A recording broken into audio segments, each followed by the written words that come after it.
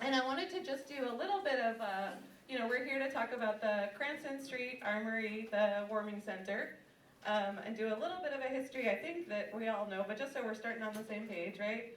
So back in December, in response to, I'm being projected on. Back in December, in response to like really overwhelming need this year. Oh, we're all good with the technical difficulties today. The state announced that the Armory would be used as a warming center. I think we're all aware of that, and I think that, without a doubt, that effort has saved lives this winter, right? So I want to start there. I want to recognize some folks who are here to join us and having a conversation, and we'll take us through a few more bits. But this meeting, I'm very grateful to our co-hosts, including the WBNA. We've got Caleb and Rod helping deal with Zoom right now. Thank you for that. We have a mic that goes in and out. We have Siobhan Callahan, Interim Executive Director. We'll hear from Noel Sanchez in a minute. Also, we're being co-hosted with Senator Sam Bell, Representative Enrique Sanchez. We have with us tonight Brigadier General Andrew Chevalier from the National Guard, Lieutenant Colonel David Lamont from the National Guard, Eileen Hayes, who we'll hear from shortly, Rhode Island Housing Secretary Stefan Pryor, I believe Representative John Lombardi just walked in. We also have with us the Chief Operating Officer of the city, Courtney Hawkins. Thank you for joining us, and the city's Chief of Staff. Thank you for joining us. Director James Thorson from the State Department of Administration is also here.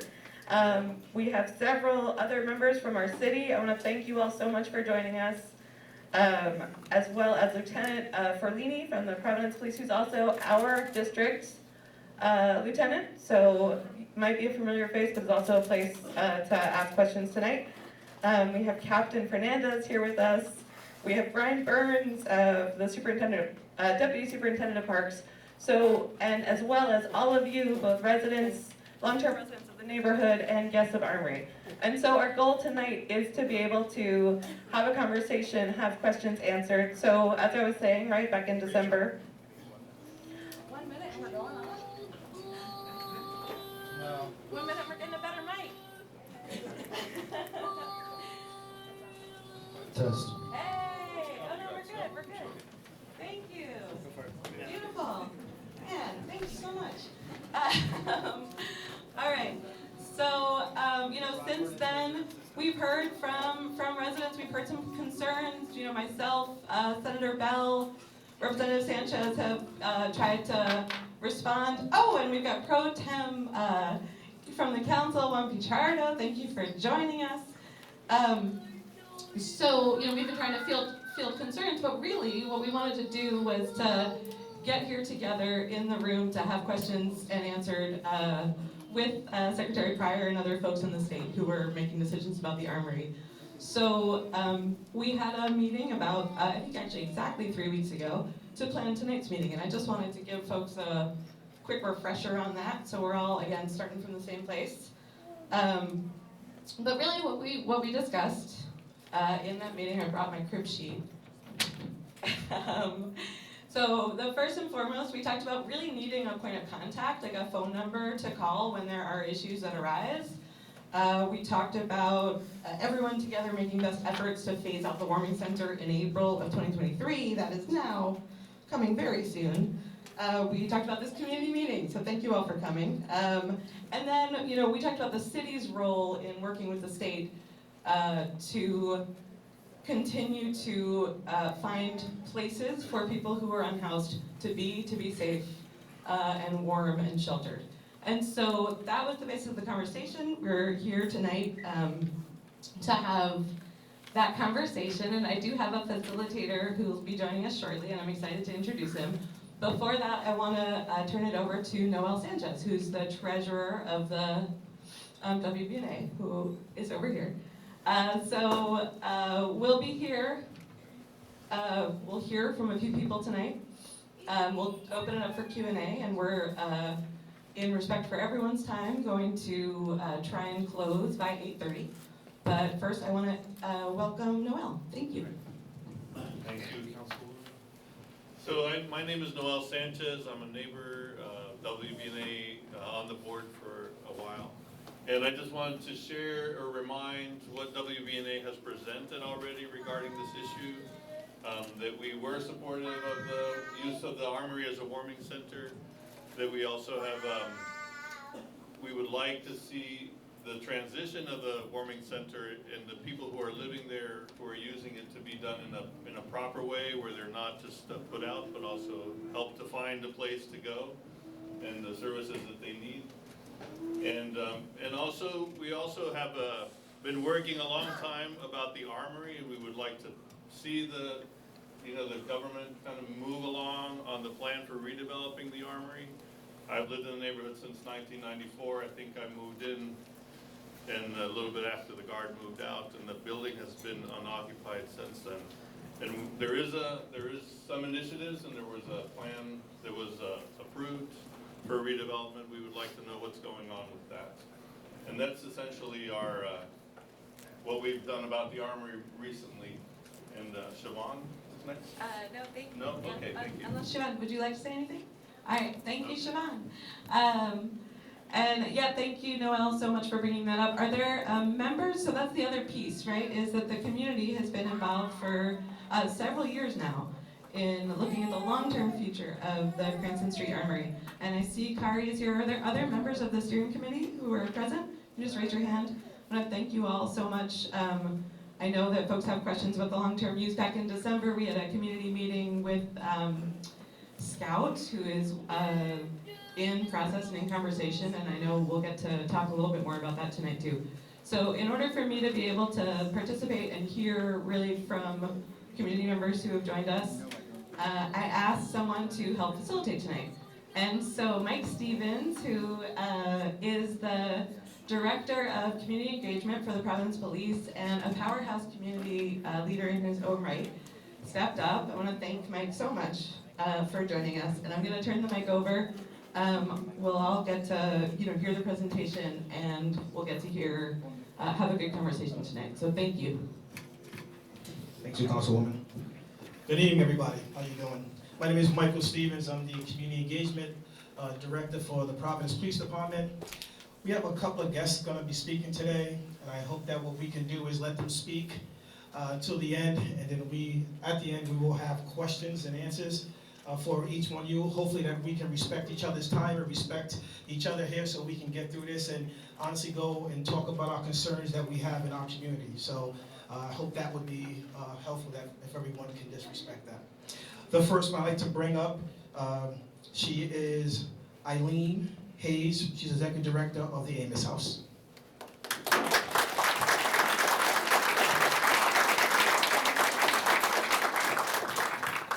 Good evening, everybody. I want to start by saying thank you to all of the neighbors who actually did welcome us when we moved into the Armory back in December 18th at 4 o'clock. I'll remember exactly. We received the contract on December 17th, and we had 30 staff hired, ready to go by December 18th. And many of you came by and dropped off donations and asked how you could help, and really it felt like an amazing community effort, and we were very grateful and appreciative of that. I know that there's a lot of emotions around the Armory. And I also know that there are conflicting needs. There are the needs of the folks that have been calling it home since December 18th, even though it's not a place that should ever be called home. We have cots, we do not have bathrooms inside, we do not have showers.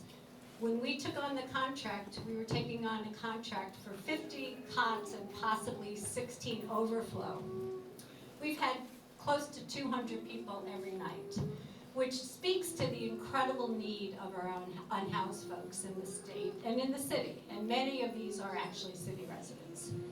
So that being said, I recognize and appreciate the burden that it has put on the neighborhood, and I'm here to say that I absolutely know we should not be there long-term, that we are working towards being done with the Armory by the end of April, because it's not the place for people to be in the summertime. It's not a long-term solution. It's not a short-term solution, but it's what we were faced with when the need just kept growing and growing and growing. But I want to give you a little bit of context of the folks that we've actually engaged with and helped. We've had many, many folks dropped off at the Armory from area hospitals, discharged to the street, in wheelchairs. The first week we were there, we had 2 men that were in their 80s, one with stage 4 cancer, who had no place to go. And he slept on a cot with us for about a month until we got him into assisted living. We've placed about 15 men and women in assisted living. We've had probably 15 individuals that have gone from the Armory to detox and into Amos House's 90-day treatment program. 2 of those men are now reunited with their families, and their kids have been reunited, and they're living in one of our apartments. So we've had a lot of wins, a lot of really important wins.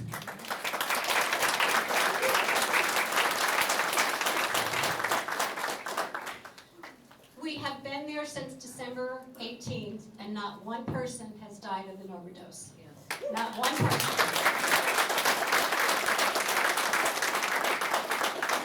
Just so you understand the context, in 2021, there were 435 overdose deaths in our state. 435. So the fact that we've had close to 200 people a night, many struggling with substance use disorders, and nobody has died, is incredibly important. But we're also not a harm reduction center, and there's a place for that, and that's not what we're going to be doing. We're trying to keep people alive. And that really was the purpose of the warming center. It's to keep people alive when it is bitterly cold. That weekend, when the temperatures dropped, we probably had about 5 men and women brought to the Armory with frostbite that we treated. We've been able to medically detox 4 men who were undocumented, who cannot get a bed in a detox because of their undocumented status. Our doctor, Dr. Vijani, medically detoxed them at the Armory. We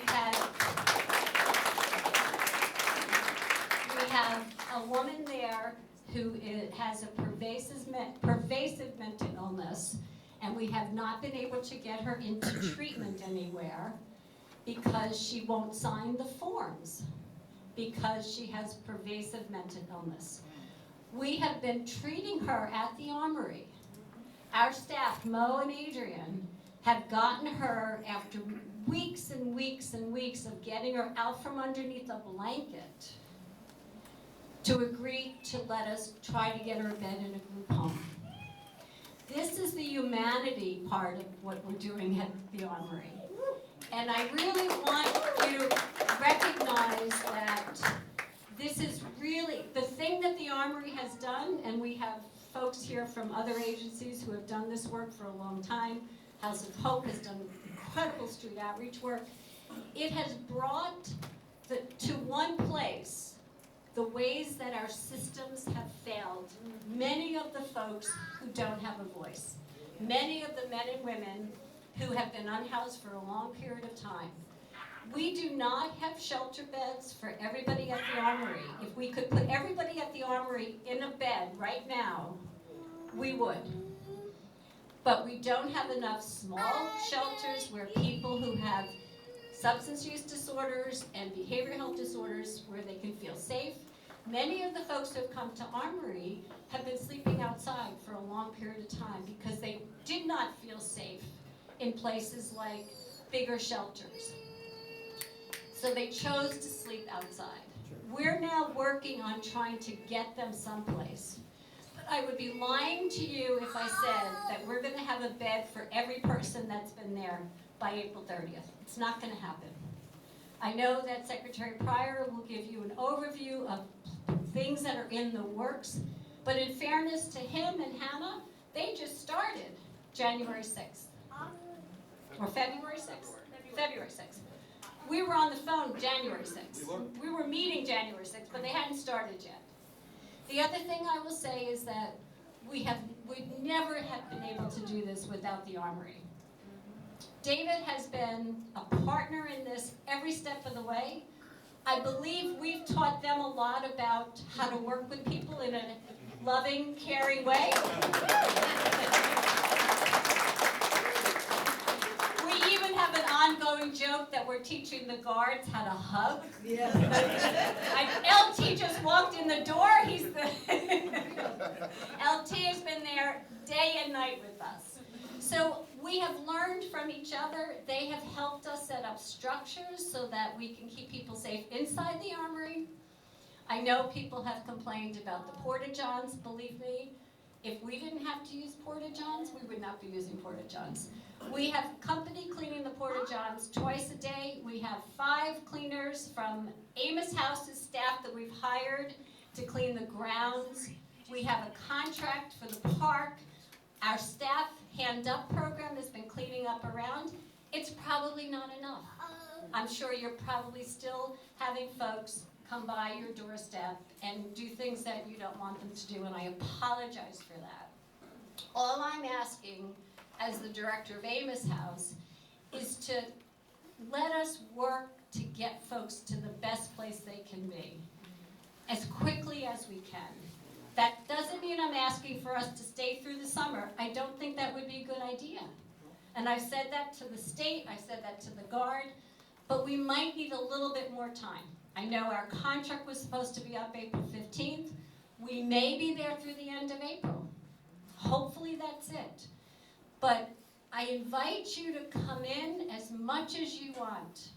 Can I get a show of hands of how many people have actually come inside and met the folks? Look at that. Thank you for that. Thank you for that. I appreciate that. So I'm going to stop now. I'm going to turn it over to Secretary, well, actually. That's fine, you can. And I cannot say enough how grateful we are that you all did allow us to come into the community. I've been doing this work at Amos House for many, many, many years, and I appreciate the support that we've gotten. And I agree with you that this is not the solution, and I will give you my word that we are not staying at the Armory. Absolutely not. Thank you. Thank you so much. The second guest we'd like to bring up is Secretary Pryor.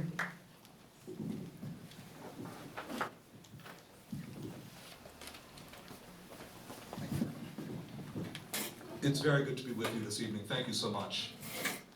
I think you just heard a very small portion of what Amos House has been doing. I just want to start by saying what Eileen Hayes and the team at Amos House is doing is miraculous. It is way beyond what Amos House signed up for. It is well beyond their original operations capacity. Eileen is astounding. She's an angel. Do we appreciate her?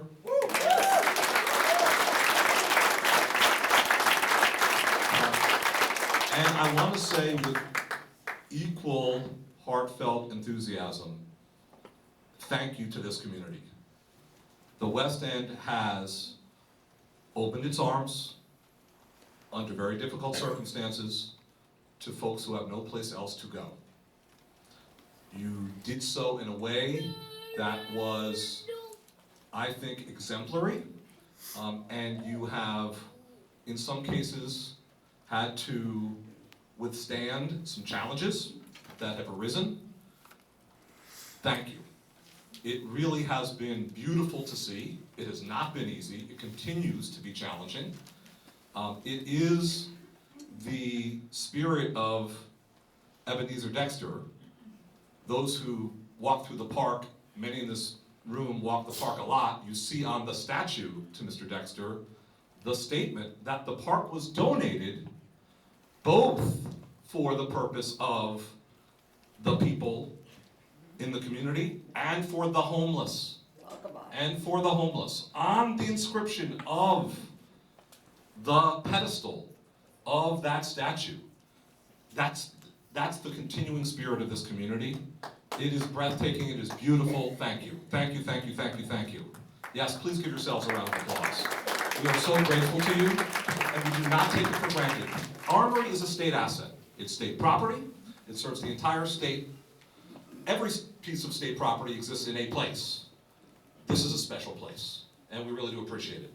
Now, I want to talk to you about what we're trying to do in order to ensure that we can fulfill what Eileen just said. Eileen said it beautifully, perfectly. We do not intend for the Armory to serve on a long-term basis as a homelessness-related facility. We do not. We share in your enthusiasm for, over the long term, a reuse of the Armory. That's not the subject of tonight. I'm the housing guy. I'm going to talk to you about what we're doing around housing and shelter and services for our brothers and sisters who are homeless. But I wanted to say to you that we know that the Armory has another future that we all need to pursue. So what I want to explain to you is how we are working our hearts out in the state with a partnership with City of Providence to achieve the goal of ramping down in April, the end of April, in April, and we hope and believe we can get there. We need to do this responsibly because the spirit of this neighborhood remains. The West End is about this kind of civic contribution and spirit of selflessness, and we want to ensure that we transition with humanity the way you all want, the way you all are expressing to us, and that's what we're trying to do. So what I'm going to do is walk you through what we are doing. I want to say a few other things. Council President Rachel Miller has been a terrific advocate and a great partner already, and she's working with the council staff and with the mayoral administration. We may have one of the finest mayors in our city's history in Brett Smiley. He's early in his tenure, but the promise is there, and Courtney Hawkins is an outstanding COO, and we're working closely in partnership with them. Your legislative delegation is second to none. Senator Bell, Representative Sanchez have been authentic, vigorous, and constructive partners in their advocacy, and we're very thankful for that. So what I'm describing is in the context of all of that support.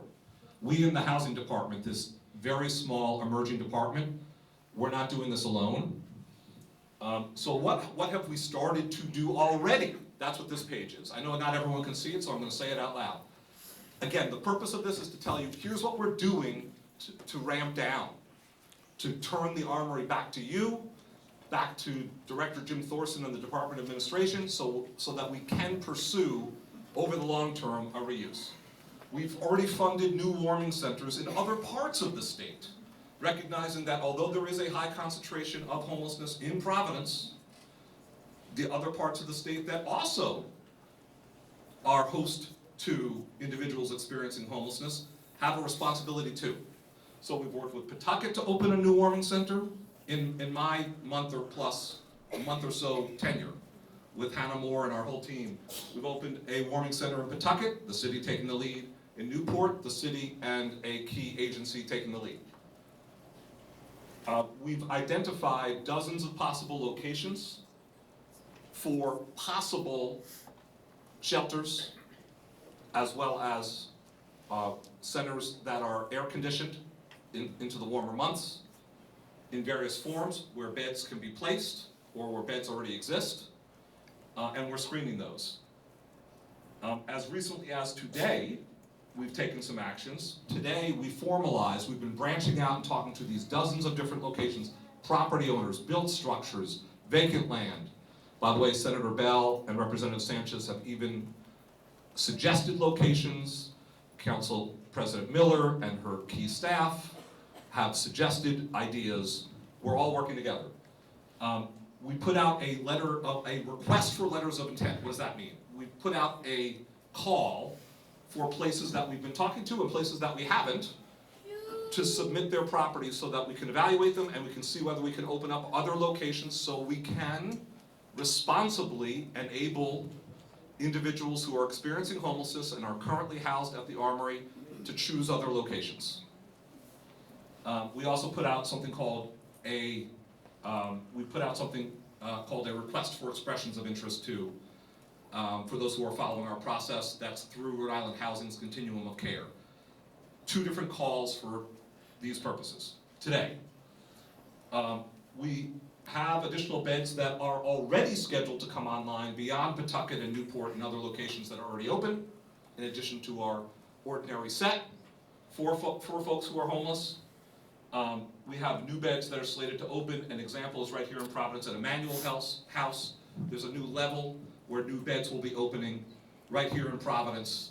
It's a smaller structured environment, like Eileen was referring to, which is more conducive to living and is a more responsible, a better place for individuals who are experiencing homelessness. How about with families?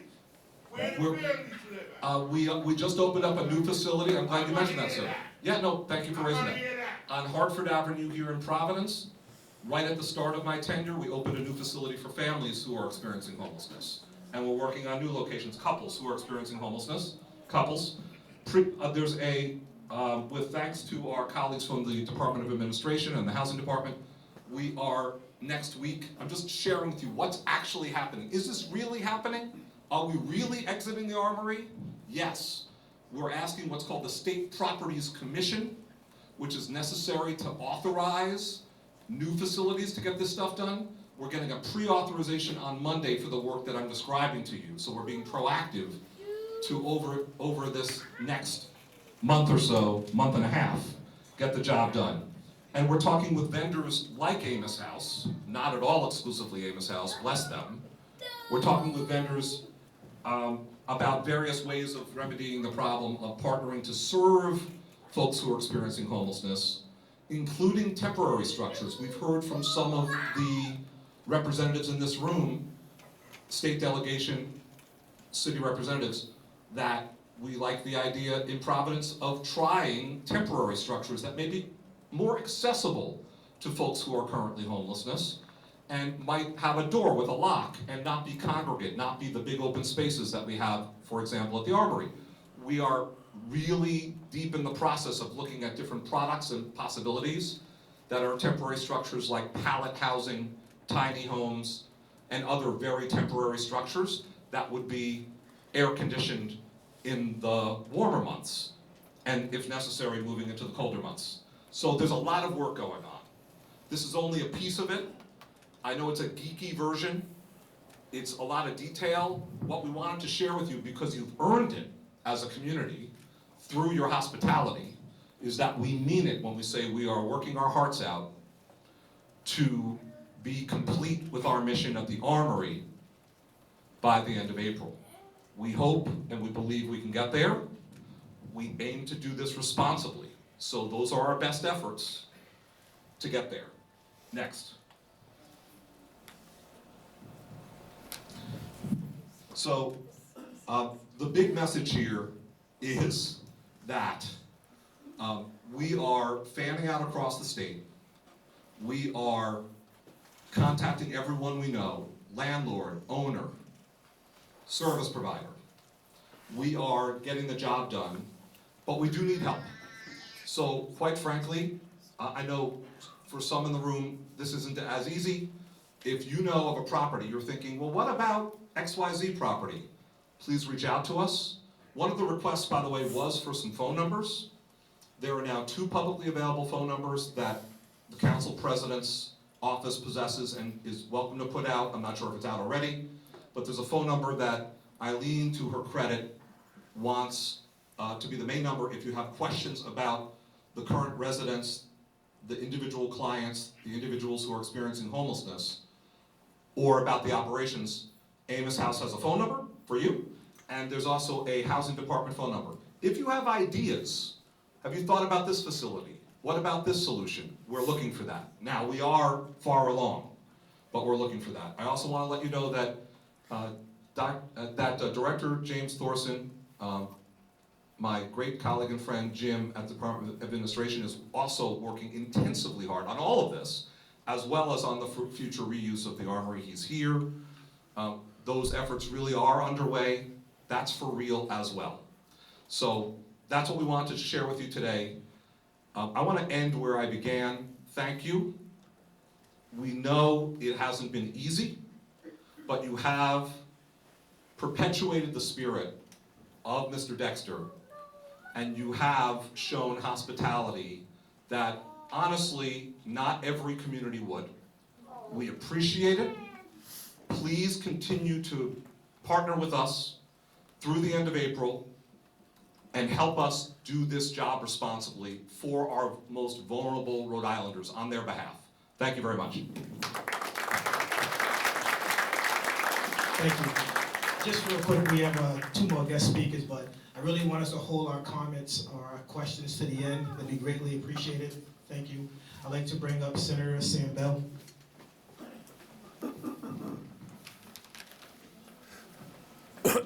Thank you so much, everyone, for coming out, and thank you to Secretary Pryor for being here. It is really appreciated. I'm not going to talk forever because I want this to be an opportunity for people to have questions. I know you have questions.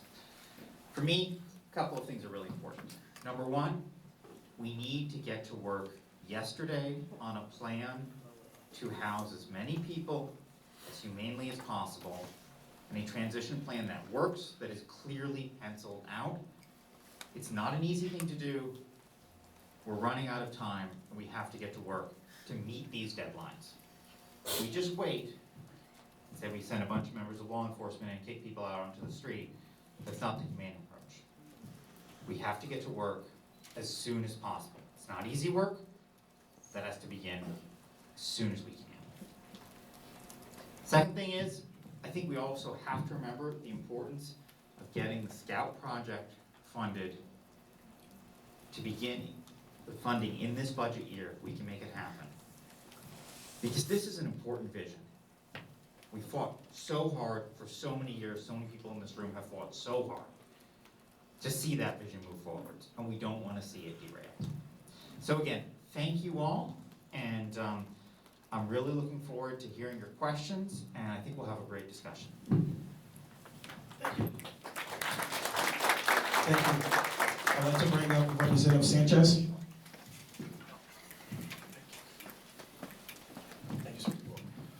Thank you, everyone. My name is Enrique Sanchez, new state representative here in House District 9. I'm going to keep this short as well so we can have time for questions and answers. We are facing a homelessness crisis, housing crisis, and we're trying to find effective long-term and short-term solutions to address this homelessness crisis.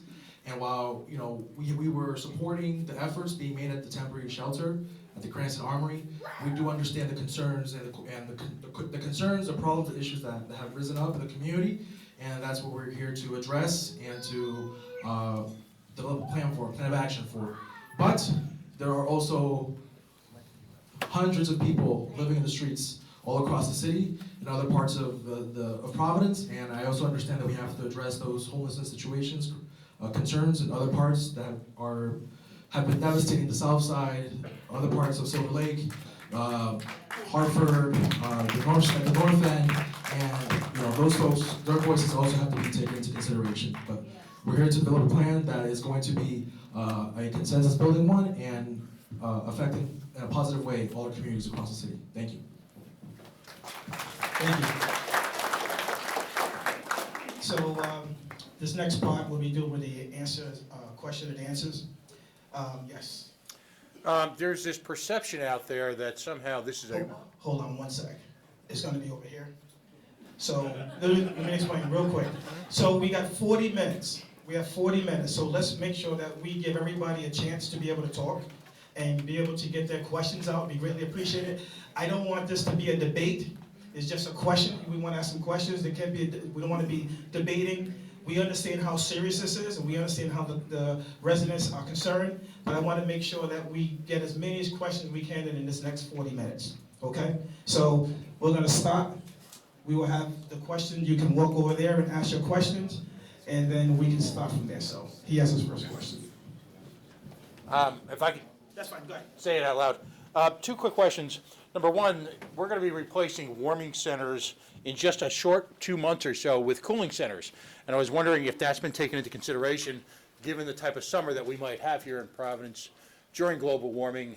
Number two, it was clearly the policy, and it was enumerated by the city of Woonsocket, that their response to homelessness was to put people in cars and drive them to the Armory. That was actually said in public, and I've got it recorded. So what was the state's reaction to that, and how is that prevented so that cities like Woonsocket are accountable to their own community? Two responses. Thank you for the question. First, on the issue of ensuring that whatever we are standing up, a new facility, a temporary structure, that it is air conditioned in response to the warmer months. That's exactly what we're doing, is we are aiming for that. So we're looking at HVAC units, whether they either are already in the structure or can be. That's exactly what we're doing. On the issue of Woonsocket, I'm not familiar with those exact comments, but I will say that we are in direct touch with agencies that serve Woonsocket and the surrounding area.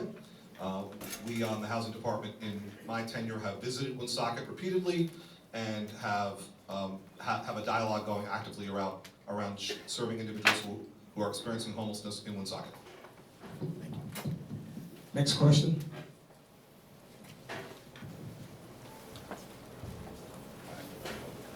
You can always hold the mic. Is it working? It's not working. It's not working. It's working. It's working, okay. Thank you. Thank you for this opportunity tonight. My name is Doug Victor and I live in the south side of Providence. Yeah, so, boy, my question is, in this process, in the short term and the long term, will the story of the South Side in terms of the impact of the concentration of homelessness in the South Side that has had on the livability of the neighborhood and the economics of the neighborhood, et cetera, et cetera. My larger question is, will this be shared equitably? Will the responsibility for people who are unhoused be shared equitably with all the neighborhoods across the city and all the cities and towns across the state? Because the South Side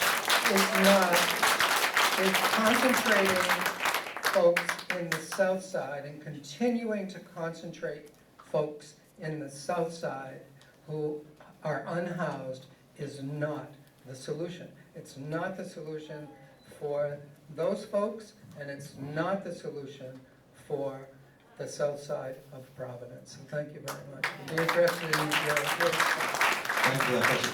Very eloquent, and I think I speak on behalf of everyone in the Housing Department when I say we very much embrace that perspective of the fact that this work has to be conducted in an equitable way. We need to ensure that the responsibility is shared across our state. I think I've started to demonstrate that with what we illustrated in our presentation today. Pawtucket did not have a shelter or warming center until our arrival. Now, the city took terrific efforts under Mayor Grevy, but we just started the first warming center in memory, but when we arrived, nothing existed. Newport started up a new center. We're in discussions around other locations across this city, and there is a significant challenge regarding homelessness in this city, our capital city, and across the state. So that is very much the way we aim to go about it. But I'm glad to introduce the concept of the solution. What is the solution? How do we do this equitably? And I want to say another thing. The long-term solution isn't a congregate shelter, a big open space with a lot of cots. That's not a solution. That's not providing folks with a truly better future en route to gainful employment and a roof over one's head that you can count on. It's not. So we need to build permanent and supportive housing for our most vulnerable Rhode Islanders. That's our mission. What we are doing right now is building a bridge to the time where we have more housing units suitable for our most vulnerable residents. That's where we've got to get, and we need your support getting there. It's going to take continuous support from the General Assembly. By the way, that support is already very strong. We need the resources to do it. We need a couple years to start building it. That's how long it takes to design, get in the ground, build, cut ribbon, open it up. And we're going to need years more of commitment. And I'm glad that that question triggered all of that. We've got to build proper, supportive housing for our most vulnerable residents. Thank you. Hi, good afternoon, Stephanie Beatty. My question is this, and so as we're talking about homelessness and housing those who are most vulnerable, we're also not talking about affordable housing, and which would actually put those who are having rent issues to become one of those folks who become homeless, right? So how are we tackling that part, the affordable housing, so people who have rent can stay and afford to stay in their respective apartments or homes, so they don't become homeless? And then for the folks who are homeless and are staying at the Armory and in different locations, what are we doing as a solution to make sure that they're coming out of that space so that they can actually live a more comfortable lifestyle, which is what they want, right? To be able to live a life in dignity and to be able to work.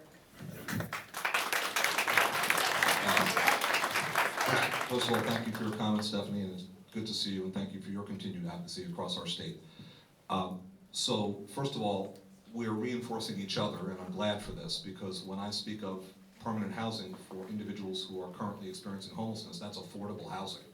That is what I'm talking about, is building permanent, available, accessible, affordable housing for folks and attaching services to it. That's the supportive part of permanent supportive housing. That's what we must do. That's got to be our mission. Shelter is necessary, but is not the long-term solution. We will always need some, but we shouldn't exclusively be building a shelter system. We need to build affordable, high-quality housing for our residents, including our most vulnerable, including lowest income residents. How are we doing it is part of your question, and it's a good question, and to try to be brief about it, but to say it, a big part of what the very small housing department is doing is working with our fellow state agencies and municipal agencies across the state, and we are looking to increase housing production. We are looking to increase the groundbreakings for and the conversion of buildings for housing with a special emphasis on affordable housing, meaning that the prices are accessible to our lower income Rhode Islanders. And we're doing that in several ways. We are allocating $250 million of our American Rescue Plan allocation as a state to housing, a big chunk of that for affordable housing, but that's not enough. We are dedicating a new, recurring, ongoing, permanent stream of revenue off of the sale of other properties across the state, the conveyance tax, and we're dedicating that to the production of affordable housing. And periodically, when we all go to the voting booth here in Rhode Island and we vote for the ballot initiatives, one of the spending initiatives, a lot of the time, is for affordable housing. It's a general obligation bond. We're doing that too. In addition, under the leadership of Speaker Shekarshi, the Speaker of the State House, of course, there's a package of reforms to help us get more housing approved at the local level through a more efficient, consistent, predictable process. Right now, it's scattershot, inconsistent, and unreliable. So all those things are happening, and we got to do more, but that's just a starting point. And what I'm expressing to you is that's the work we all need to be focused upon, because the real solutions, the long-term solutions, including for individuals experiencing homelessness, involves, at least in part, housing, affordable housing. Thank you.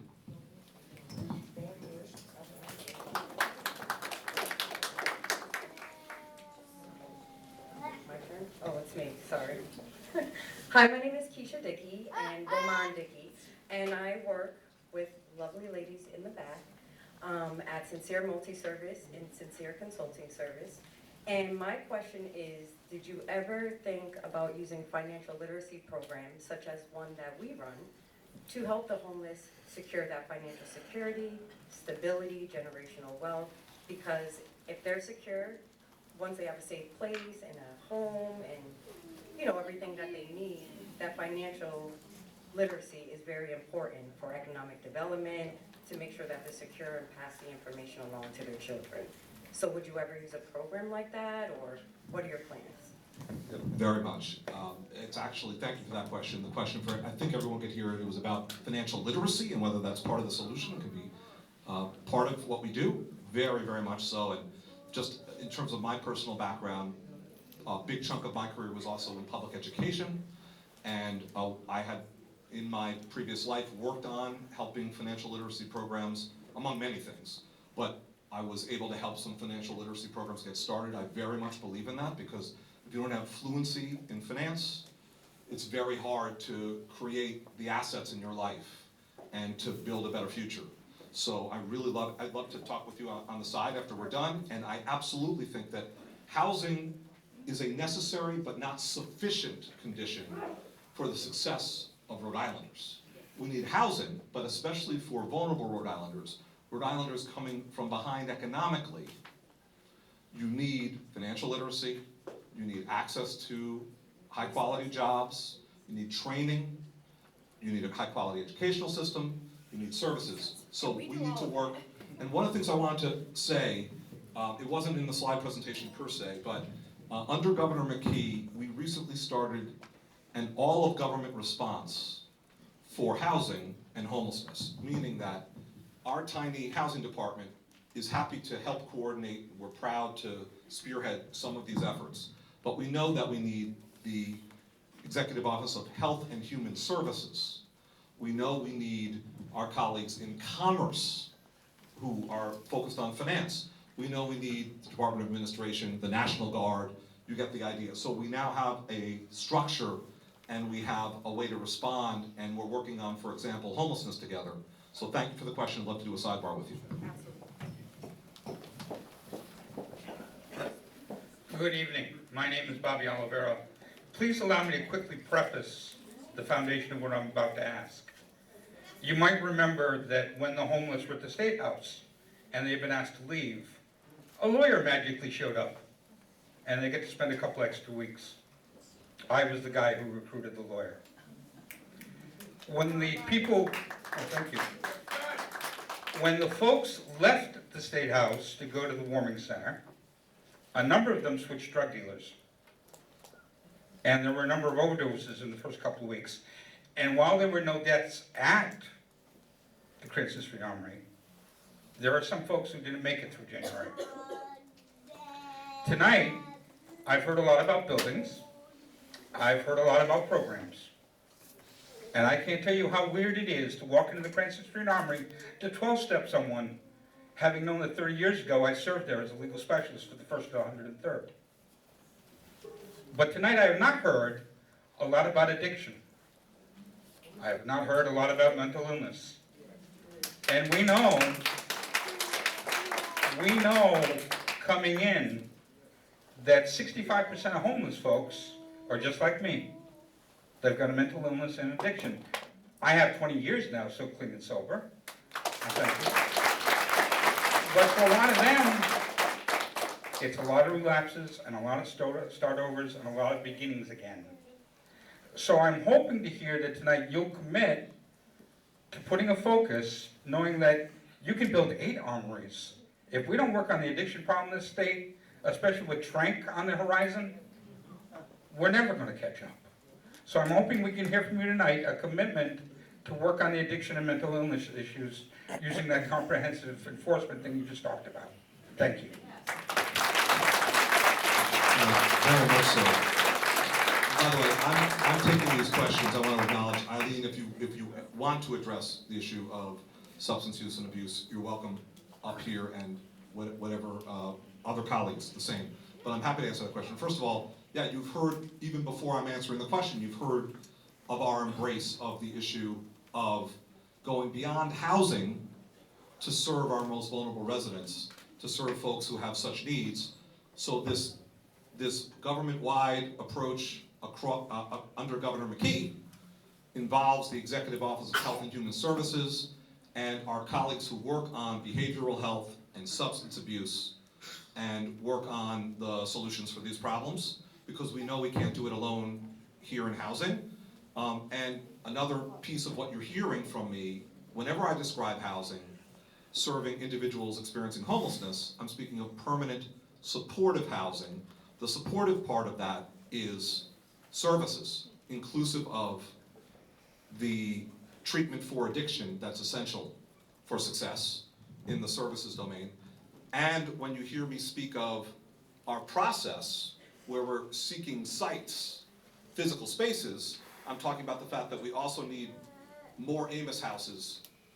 There's really no substitute for Amos House, but we need more agencies, vendors, who are doing this kind of work and connect our clients, these vulnerable Rhode Islanders, with services. I want to recognize also Laura Jaworski, who's here from House of Hope, and also does very, very important work in our state, and the team from House of Hope. We must do that. So, sir, thank you for the question. We are living the point that you are making, and thank you for continuing to make the point. Thank you.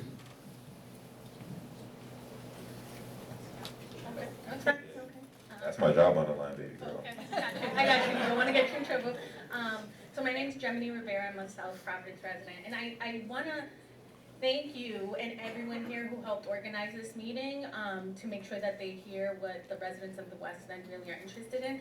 I also have to share that it was really triggering and offensive to hear some of the things you were saying, because as a South Providence resident who's only been here 2.5 years, but who has actually spoken a lot to the constituents in the neighborhood, it's alarming to hear you thank and applaud everyone here for welcoming everyone when you can obviously drive around our neighborhood or even go up Broad Street and look at the conditions. We're throwing out words like humanity, we're throwing out equity, and how can you look at our area and think that the way it looks is equitable to how other parts of the city are receiving funding and allocation? And so it's really hard to sit here and have you applaud the residents of the West End. Please don't jump me, but I really do need to say this.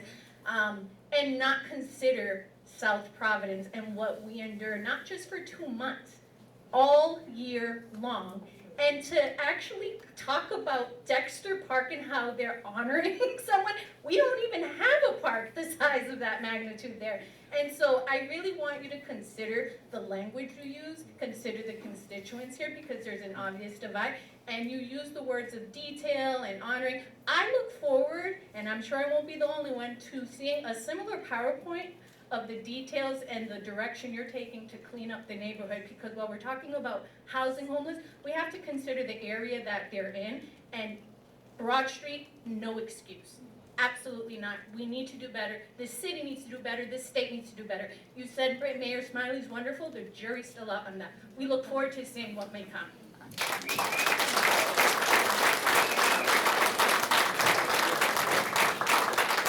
I appreciate those comments, and I just want to say that I hope what you are hearing from me, and I'm telling you what I am saying, is that we need a citywide response and indeed a statewide response, where we offer supports and we offer investments to solve the problems we have and to remedy the major challenges that are before us.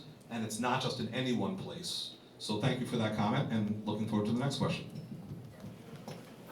Hi, my name is Linda Eibel. I'm also a Southside resident. I'm very happy to hear the plans for transitional housing as well as long-term solutions. As already has been said, a good majority of the people who are unhoused have severe mental illness, substance use issues. You need to address the mental health provider shortage in the state, and you need to make sure that there's access to substance use treatment. One other part of that question is, what are you doing to prevent homelessness in terms of evictions and rental gouging by landlords? Yes. I'm going to especially take that last part. We're very focused on preventing homelessness because, of course, none of us wish to see homelessness occur in the first place. So there's a lot of aspects to that. Having adequate housing, available housing, is a big part of it. It's also about preventing evictions, and one of the things that my department is working on is a way of making investments in legal services for folks facing eviction so that they can overcome their legal challenges and stay where they are if that's what they wish. So we're doing a lot of work around this. That's just one example, more to come, and thanks for the question.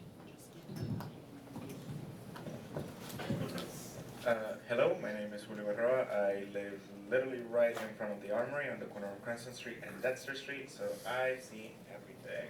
I have many questions. My first question is a yes or no, or I am putting that into consideration, and that is the tiny homes. Excuse me one second. You can have one question. We have 25 minutes and it's a long line, Okay. so please. Then I will reconsider my question then. There's a lot of talk about different types of housing. There's a lot of different, are you listening or not? Okay. Have you thought about the different organizations around the city of Providence who are doing work in homelessness, like Amos House, House of Kodak, House of Hope, and other organizations like such, with acquiring property? The city of Providence doesn't make it easy. Or how are you helping said organizations fulfill their missions? What support is being planned, if any? With each of the organizations you named, we are either in discussions because their plans may be preliminary, or we are already actively working together. What you saw me present today is that we just put out a call to organizations to come and provide services in the new places where we open up shop. So that's exactly what we're doing, and then we from the housing department will fund them to do that work. That doesn't mean that every organization automatically gets a contract, not at all. There needs to be a set of services provided, it has to be high quality, it has to fit the locations. But that's exactly what we're doing, so we're working with those very organizations, the ones you named, and many, many more, and we're frankly looking for new organizations to sign up, so over time, we're gonna create a way for organizations that might want to get into this area of work and help our most vulnerable Rhode Islanders, help individuals experiencing homelessness. So stay tuned for that. How you doing? My name's Adam Northrop. I was a big part with the ACLU and Mathewson Street Church on getting the Cranston Street Armory open. I just had one question. Well, let me say thank you first to Amos House, directly towards Eileen, also Mo, and the doctor, because it was not for Mo. I am one of those 4 that could not get a bed at a detox, and the doctor got me a bed the very next day. I'm going on 26 days off the road. And, but I do have one question. You're talking about the Armory. What about the people you put in the hotels? What are you doing with them? Some of the individuals in hotels are able to continue their stays. There are cases where a hotel may be coming back to their original line of work for visitors to Rhode Island. So then we have to find new locations, but there are hotels that are either still active, or we might be looking to new hotel properties even to provide services for folks who are experiencing homelessness. So good question. Hotels are an important question and part of the mix. If I have to explain to another person. So I just want to speak about our language, the language that we use. We need to stop with affordable housing, because who is it affordable for? AMI is different in different spectrums, brackets, they carry TSA. I mean, there's like 80 different million boxes that fit into there. So please, I beg, everybody in this room, if you care about low-income people, stop talking about affordable housing. We need low-income housing. Besides just that, as somebody who was homeless, who utilized Amos House services years ago, my biggest concern in this room tonight is I don't see any representation other than the one individual that just left before me that I called to make sure he was here. Where are they? Why was there no efforts for them to be brought here? Their voice matters. And until we actually value people with lived experience, please don't tell me you value the people that you're working with. Next question. talk back to follow. I'm really glad you just said that. Hi, my name is Betha Wood. I own Salon Bianco on Atwells Avenue. I have for the last 15 years. And I am one of the founders of PVD House. We seek to build and sustain low-income housing and affordable small business space whose rents will support emergency, or as we like to call it, next step housing. And we're going to implement coaching programs to get people where they need to be for the long term. This is long-term sustainable living that pays for itself. My question for you is, how's the state going to help me get the mill that I want that's owned by an out-of-state developer that is clearly a blighted property? I'm not familiar with that property or its cost or what you want to do there. You sound like you have a lot to offer, so thank you for that. So maybe you can stay afterwards and talk to a member of my team. We'd welcome it. Thank you very much. Hello, thanks for having me. My name is Etienne Cote. You can call me E if it's easier. I'm also a South Providence resident for many years next to Crossroads. I'd like to see a commitment to not concentrating poverty and social services there, especially when a lot of the actual residents aren't taking advantage of those services. You're taking people from other areas, and that's shown in the demographics. But you mentioned permanent supportive housing. That's also, it sounds good, but there's no oversight for permanent supportive housing or shelters. I was at the Rhode Island Continuum of Care meeting the other day. There's no independent bodies to evaluate those services and make sure they're healthy and safe for people. If they're not safe for the residents, it's not going to be safe for the neighborhood. For example, Crossroads, Rhode Island is given rubber stamp continuously because they're allowed to expand. In the past year, they've had 550 ambulance calls, a number of overdoses, and this is permanent supportive housing, not just shelters. 160 Broad Street is so permanent supportive housing, which sounds great, but if you just give them a rubber stamp and you don't, separate the folks in a humane way, because if you speak to the people there, they'll tell you, whether someone has drug issues or mental health issues or just financial issues, everyone's just kind of thrown in there, concentrated there because other areas aren't, doing their part, and it becomes a mess. You've got classical there, and again, the highest percentage of black and brown people are in South Providence. And this happens to be in the same areas where the state has chosen to put all the shelters and all the other social services. What does that do to the next generation of black and brown leaders at Classical and those other places? That's something that needs to be handled now, and it needs to be handled before Crossroads receives approval for their permanent supportive housing, because it's unsafe at the moment, and there needs to be some independent oversight before that's allowed to seek approval. They have not received approval yet. They'll tell you that, but they have not. Thank you. We appreciate it.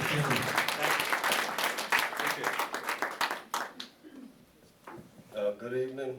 My name is Josh Sellers. I've been in the neighborhood for about 10 years, and I've watched it turn into college campus.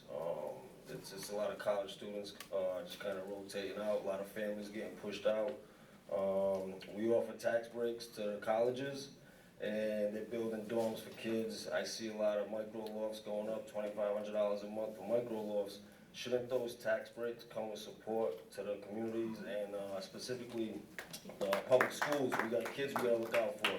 So we have some of the best colleges in the country in our state, and we have some of the poorest conditions for kids coming to school. So public schools, I think those tax breaks should come with community support. So just want to throw that out there. Thank you.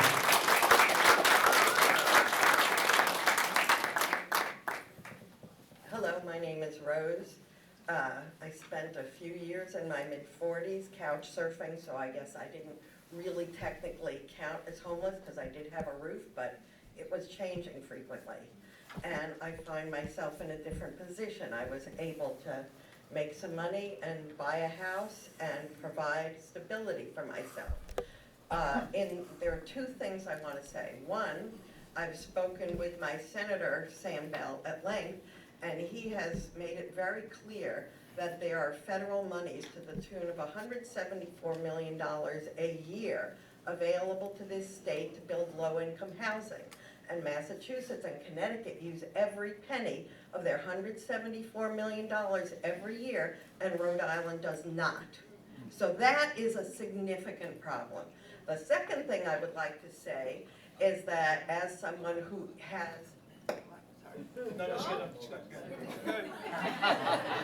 The second thing I want to say is that part of the problem that one woman mentioned about landlords and raising rents is property taxes.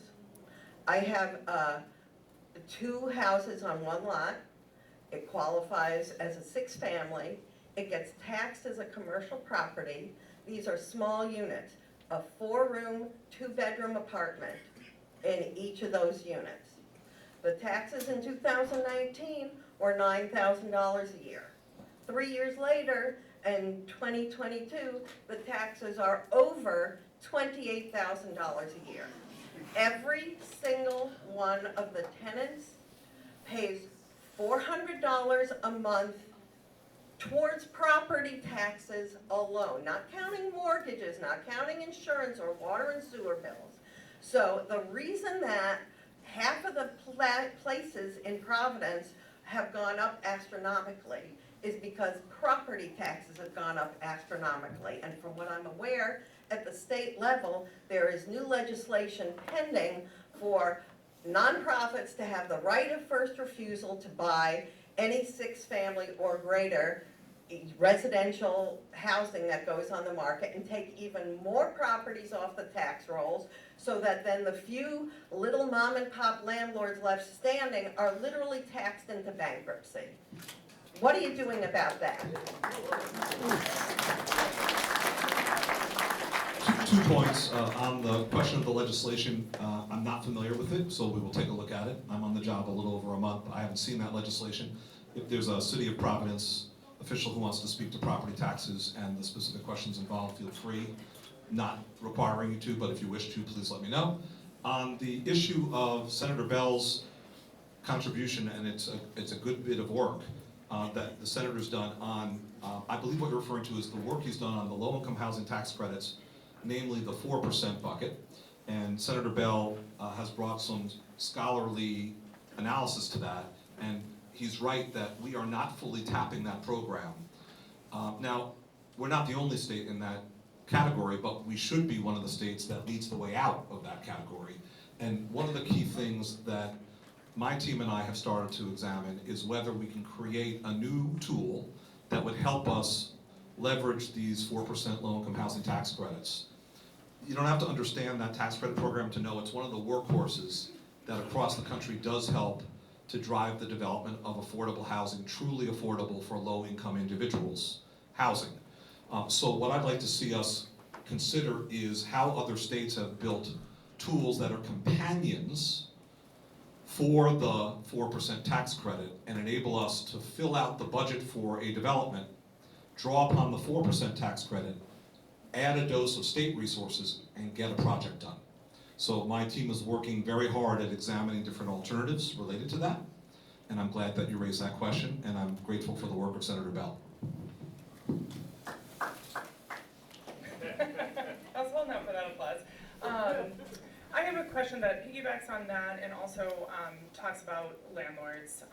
I appreciate the idea that there would be financial or legal services provided to people facing eviction, but many people that face eviction are already vulnerable. These are people who are working long hours, potentially more than one job. By the time they're needing legal services, it's too late. There is like a Wild West way that landlords are allowed to charge rents in Rhode Island. Full disclosure, I am a property owner. I own a multifamily. Like, I have tenants that pay rent, and I could just increase the rent right out of their lease. It's like not a real document.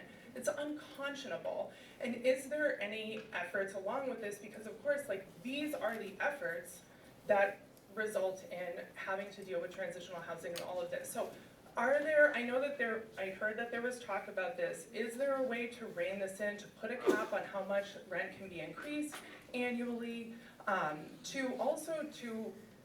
Is there, we're always like providing services to the people who need them, but are we ever going to provide educational services to the people who are in the system? Like, is there a plan to educate landlords on how to set your rents, how to make sure that you are setting your rents not for the market value, but for like who can live in your neighborhood? What does your rent mean for like who earns that wage? And then what does your neighborhood look like collectively? So that's my question. Thank you. I think that you are right to describe the problem as involving rents that are not reachable by our residents. So we need to keep working at that, and there's a lot of different ways to do that. One of the ways is to invest in housing for low-income individuals, affordable housing, that brings the price points down, whether for rent or even for sale. Another way is to help to regulate the market. There are bills in the legislative session right now regarding that.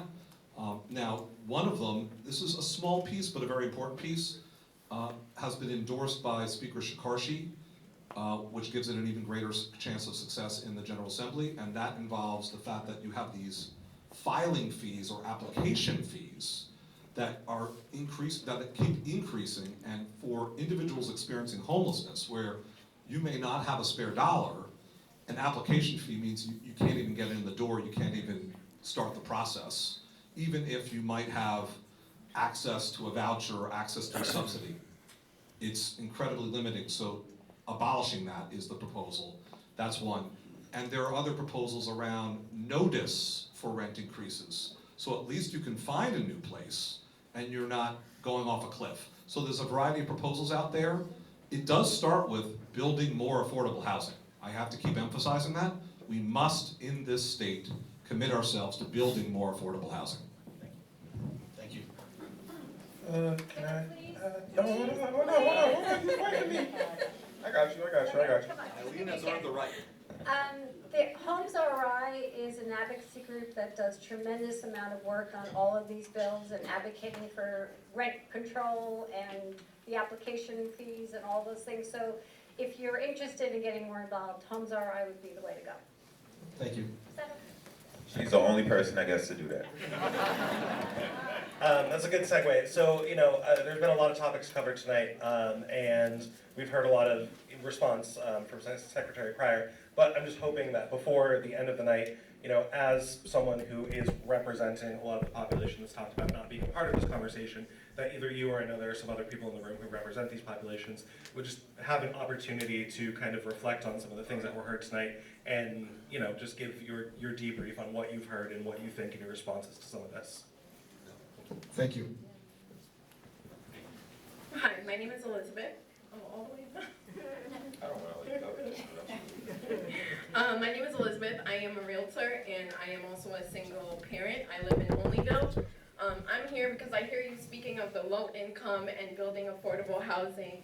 And I will tell you that as a realtor, I see lots available that are being bought by investors and outside investors coming into our city and our state, and they're buying up the affordable housing, and they're building, and a lot of them with these flips are building, are flipping that I wouldn't allow my family to live in. Okay? And they're flipping, and they're not making it affordable. They're raising rent for the people who get eviction notices. Do you know how many people reach out to me and say, Elizabeth, I'm looking for rental because my landlord is evicting me, or they're raising rent, or they're selling, and so the new landlord is going to raise the rent on them. How many people I speak to that I cannot help? Do you know how heartbreaking it is to see a family with children that I cannot help? I'm like, what can you afford? $1,200. What can you afford? $1,500. And you got Paragon Mills with 1 and 2 bedrooms for $1,900? How is that okay? I would really like for us to really focus on not just affordable housing, but if we have lots available, we can, with all this money that you're talking about, we have $174 million.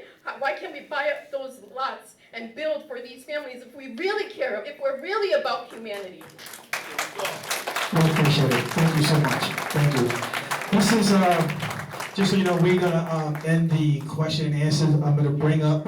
Are you gonna end it? Yeah, we're gonna end it right now. We have to end it. We have a time frame, like I said. Nah, you can't. Hold on.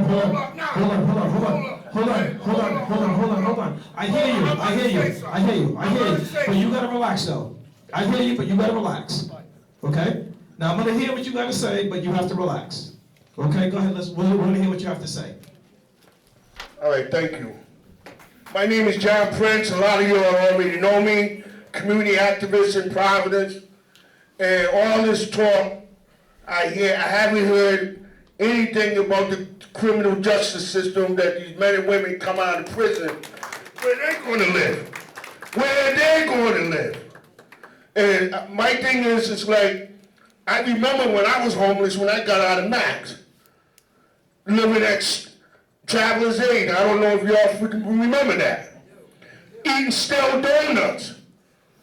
Nowhere to go. My spirit was amputated. How do you mend an amputated spirit? There's no anesthetic for that. There's no anesthetic. And it hurts me to hear this affordable housing. It almost sounds like I'm at Lawrence Welch, or doing the Lawrence Welch dance and that old ass shit. This is 2023, and we're still dancing around this issue. It's humane, it's crazy. I appreciate it. Thank you so much. I appreciate that. We're going to end the question and answers, and thank you for everybody with your question and answers. I'd like to bring up Councilwoman Rachel Miller. She wants to end with her last. Thank you so much, Director, and thank you, John. Where'd John go? There she is. Thank you, John, for ending the questions tonight.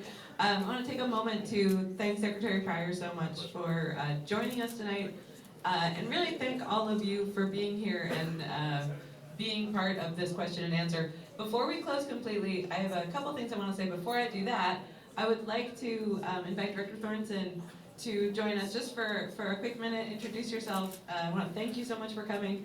Director Thornton is the Director of the Department of Administration, which is part of, the state apparatus that oversees the Armory. So thank you so much. Well, good evening, everyone. And how many people here can remember when track meets were run in the Armory? There you go. There you go. My brother, not me. I played basketball. But he ran in the Armory, and that's a long time ago. And the building has been mostly empty since then, with occasional uses of military, community, but certainly it's an underutilized property, and it wasn't designed to house the homeless.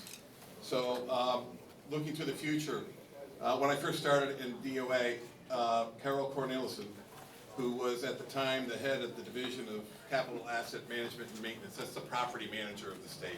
Rest in power, Carol. Yeah. She was awesome. But she told me when I first got there that it was her mission to see what could be done to redevelop the Armory and put it to higher use and restore it to at least some semblance of its former glory. And so after her passing, I took up the mantle and to see if there was something we could do with that. And your community knows, not just this community, but other communities know, that we've been looking at a proposal by Scout, a firm that we engaged to be our development planner. Now, in December, I think Scout came and presented to you an exciting plan. I think it's an exciting plan.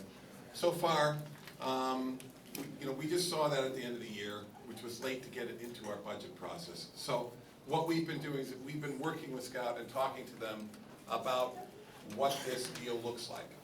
And we're in a very delicate stage right now of doing due diligence. In fact, last Friday, I was in Philadelphia looking at the other Scout facility that they developed from an old high school that dates back to the 30s. It's a beautiful facility and very encouraging.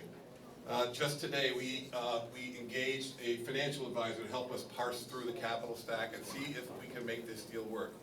Now, I want to be careful because the governor hasn't made any commitments. We haven't given him enough information, and there's not a lot of questions I can answer right now because we're in the quiet period that every negotiation goes through when two parties are trying to come together and figure out how to get a deal done. But I am telling you one thing that is definite, and I'm not going to take any questions because we are still in the negotiating phase. We are going to be ready to talk about this publicly in May. So I just wanted to tease you a little bit in that I'm working very hard. I was pretty skeptical until I saw the Bach facility in Philadelphia. I'd really love to make this work and make this a project, make this a beautiful facility, again, not just for your neighborhood association, but for the entire state. So that's what I wanted to say. Will you talk to us in May? We will talk to you in May. Thank you.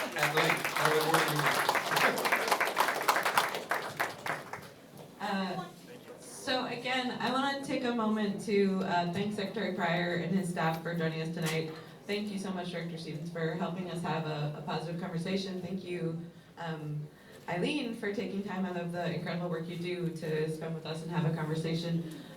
There's a few kind of leaving points I just want to share with you. So tonight, the City Council reappointed our Housing Crisis Task Force. That will be a center for the city to have a conversation with providers, to have a conversation with community members who are struggling with this issue.